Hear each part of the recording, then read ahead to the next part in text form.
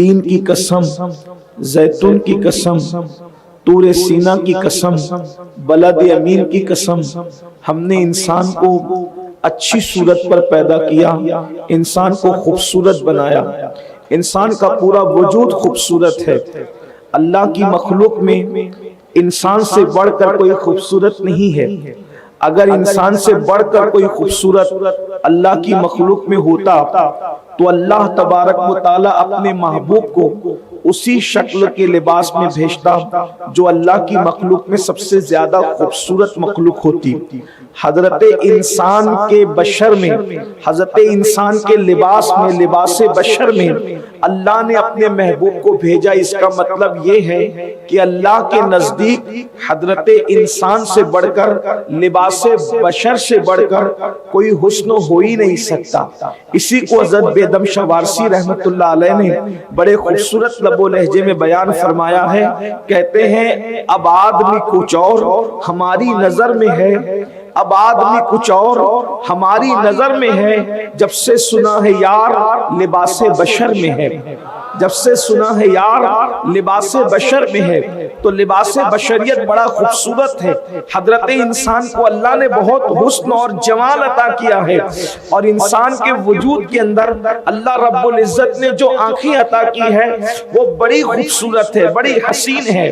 انسان کے وجود سے اگر آنکھیں ختم ہو جائے تو پھر انسان کا وجود گویا کہ جہنم کدا بن جاتا ہے، اس کی زندگی جو ہے اللہ اکبر جہنم کدا بن جاتی ہے۔ کہنے والوں نے کہا ہے کہ نین ہے تو چین ہے اور نین نہیں تو چین نہیں۔ انسان کی زندگی اکثر آپ نے نابینا لوگوں کو بھیک مانگتے دیکھا ہوگا، اکثر بغیر آنکھ والوں کو آپ نے غربت اور افلاس کی زندگی گزارتے ہوئے دیکھا ہوگا۔ آنکھوں کی بڑی اہمیت ہے۔ انسان اپنی زندگی کا مکمل لطف اگر اٹھانا چاہتا ہے تو وہ آنکھوں کے ذریعے سے بہت زیادہ اپنی زندگی کو لطف اندوز کرتا ہے۔ اس لیے کہ راستہ چلنا ہے تو آنکھوں کی ضرورت، علم حاصل کرنا ہے تو آنکھوں کی ضرورت، کوئی کام کرنا ہے تو آنکھوں کی ضرورت۔ آنکھ انسان کے لیے بہت اہم ہے۔ اگر انسان کی آنکھیں نہ ہو تو اس کی زندگی کا عجیب حال ہوتا ہے، وہ زندگی کا مکمل لطف حاصل نہیں کر سکتا۔ لیکن آنکھیں ہی ہے اللہ اکبر جو انتہائی توبہ شکن بھی ہے، آنکھیں ہی ہے جو فتنہ پرور بھی ہے، آنکھیں ہی ہے جو انسان کو جہنم کی راہ پر لے جانے والی بھی ہے۔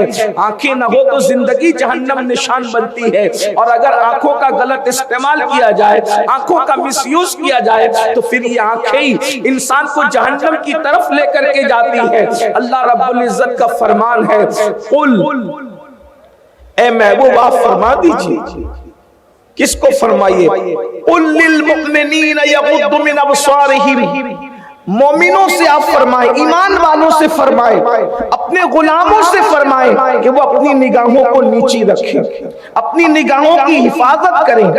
آج دنیا کے اندر بیشتر گناہ جو انجام دیے جا رہے ہیں یا لوگ گناہوں کے دلدل کے اندر دھستے چلے جا رہے ہیں، اس کی سب سے بڑی وجہ آنکھوں کا غلط استعمال ہے، آنکھوں کا مس یوز ہے۔ اللہ اکبر، ایک انسان آنکھوں کا غلط استعمال کرتا ہے، عبادت کی لذت سے محروم کر دیا جاتا ہے۔ اللہ اللہ، حضرت سید الطائفہ طاؤس العلماء جنید بغدادی رضی اللہ تعالیٰ کی بارگاہ میں ایک شخص آیا اور کہنے لگا حضور کیا بات ہے، مجھے عبادت کی لذت میسر نہیں آتی، عبادت میں مجھے لذت نہیں آتی، جب عبادت کے لیے کھڑا ہوتا ہوں تو بے چین اور بے قرار ہوتا ہوں، جلدی سے وہاں سے ہٹنے کی کوشش کرتا ہوں، بھاگنے کی کوشش کرتا ہوں۔ بیشتر انسانوں کی یہ کیفیت ہے، مسجد کے اندر ان کو چین نہیں آتا، فلم خانوں میں تو اطمینان سے بیٹھتے ہیں، جوا خانوں میں تو اطمینان سے بیٹھتے ہیں، لیکن اللہ کے گھر میں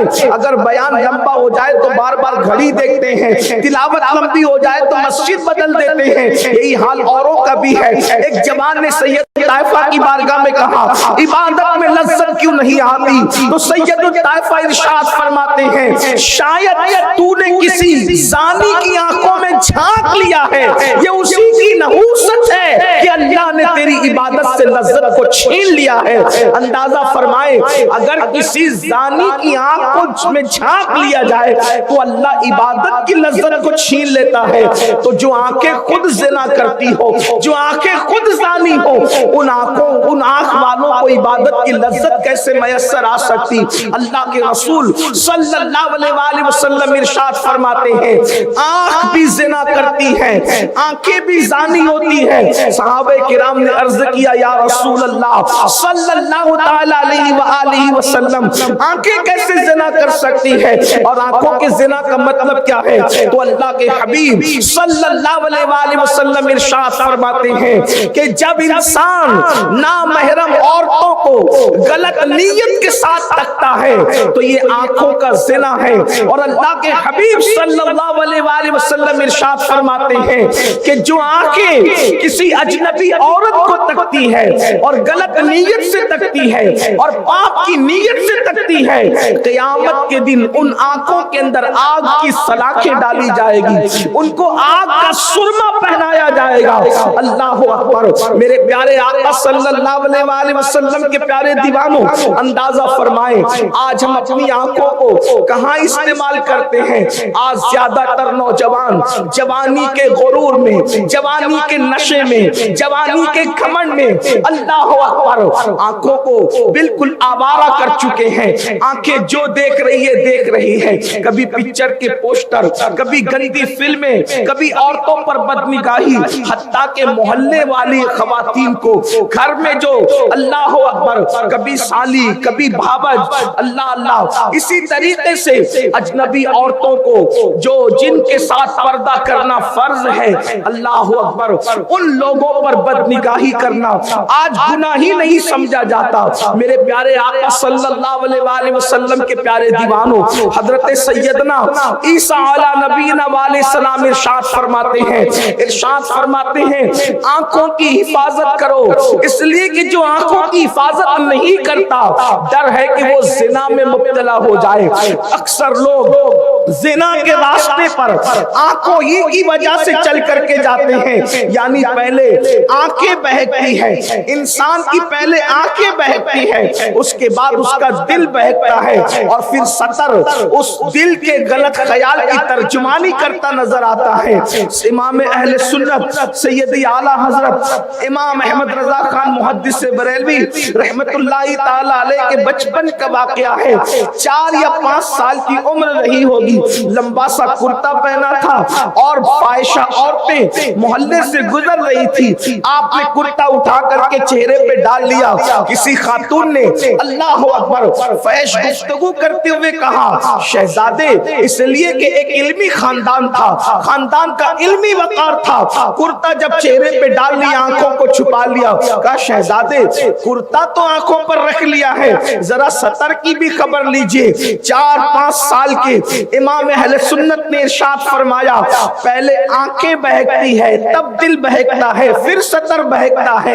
ہم نے پہلے زینے پر ہی جو ہے پہرا بٹھا دیا ہے، نہ آنکھیں بہکے گی، نہ دل بہکے گا، نہ سطر بہکے گا۔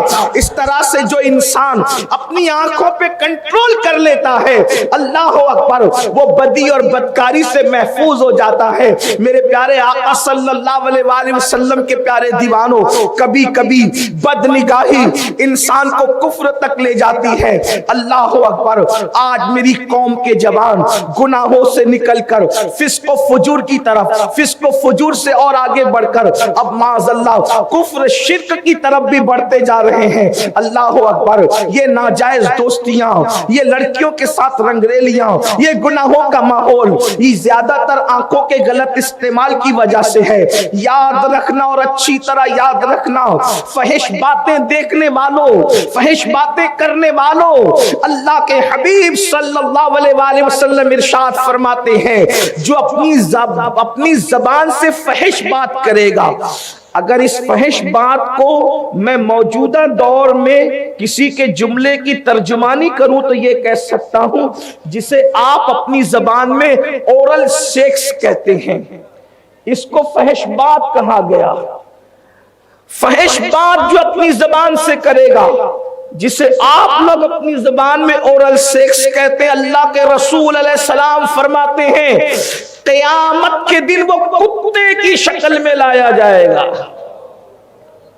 کتے کی شکل میں۔ اندازہ کریں فون پر گندی گفتگو، فحش گفتگو کرنے والوں، آنکھوں سے فحش دیکھنے والوں، اور دوسرے مقام پر یہاں تک فرمایا کہ فحش گفتگو کرنے والے کو کتے کے پیٹ میں لایا جائے گا، اسے کتے کے پیٹ میں لایا جائے گا۔ سوچو آج اس کو گناہ نہیں سمجھا جاتا، آج اس کو برائی نہیں سمجھا جاتا، نہ فحش گفتگو کرنے کو، نہ فحش دیکھنے کو، فحاشی عام ہو رہی ہے، بدکاری عام ہو رہی ہے، اس سے ایمان کو بھی زوال آ سکتا ہے۔ آئیے